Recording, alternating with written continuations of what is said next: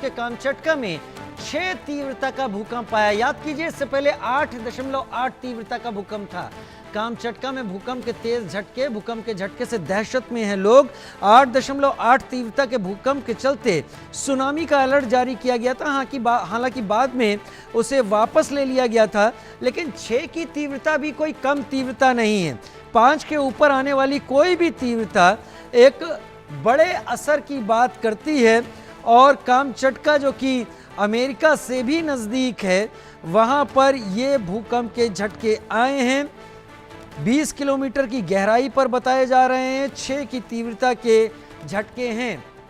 अजय, 2 झटके एक हफ्ते के अंदर और दोनों 6 तीव्रता से ऊपर, कितने बड़े डर का इशारा है। क्या इस बार भी हम सुनामी के अलर्ट का इंतजार करें? देखिए, क्योंकि 6 से ऊपर की या 5 के ऊपर की जो तीव्रता रहती है भूकंप की, उसके बाद कहीं ना कहीं इस चीज का खतरा बना रहता है कि ये भूकंप जो है वो नुकसान पहुंचा सकता है।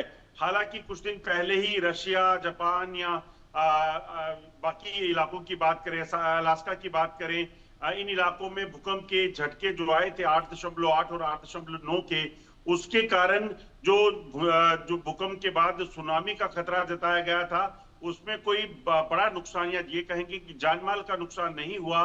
तो ऐसे में इसे भी शायद लाइटली लिया जा रहा है। मगर अगर आप देखें तो ये जो भूकंप आया है इस बार, एक बार फिर से कामचटका के आसपास के इलाके में भूकंप के बाद धरती कांपी है। ऐसे में समुद्र के बीच इसका एपिसेंटर है एक बार फिर से। मगर उसकी गहराई कितनी है? अगर गहराई ज्यादा होगी तो फिर कहीं ना कहीं सुनामी का खतरा बनेगा। मगर अगर गहराई कम है तो उससे सुनामी का खतरा कम हो जाता है। पिछली बार जो है वो 3 से 4 फीट हाइट की लहरें आने की शंका जताई गई थी। मगर इस बार की अगर बात की जाए तो लगातार जो सुनामी का खतरा बना हुआ था पहले, वो नहीं हुआ इतना नुकसान। तो ऐसे में इस बार भी अब देखना होगा कि क्या होता है। क्या सुनामी जो है एक बार फिर आती है, और क्या इस 6 रिक्टर स्केल के जो भूकंप है इससे कोई नुकसान आम लोगों के जनजीवन पर या कोई जानहानि का होता है, तो वो कहीं ना कहीं एक बड़ी चुनौती रहेगी प्रशासन के लिए। नहीं, आप बड़ी बात कह रहे हैं, क्योंकि जो हम रिकॉर्ड इसका देख पा रहे हैं उस हिसाब से करीब 20 किलोमीटर की गहराई बताई जा रही है।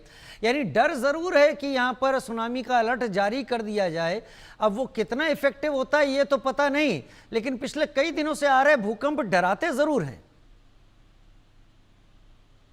देखिए, बिल्कुल आप ठीक कह रहे हैं। भूकंप के झटके जब देखें राजीव, हम पहले भी एक दिन चर्चा कर रहे थे कि पिछले कुछ समय में लगातार भूकंप के झटकों को देखा जा रहा है। और खासतौर पे अगर आप देखें तो ये भूकंप के झटके जो हैं वो सिर्फ किसी एक जो जगह पर नहीं है, एक देश में नहीं है, बल्कि लगातार जो है वो बदल रहे हैं। जापान है, चीन है, आप देखें अलास्का में देखा गया, अब आप देखें तो रशिया में देखा गया, भारत में देखा गया, तिब्बत में देखा गया, म्यांमार में देखा गया, थाईलैंड में देखा गया।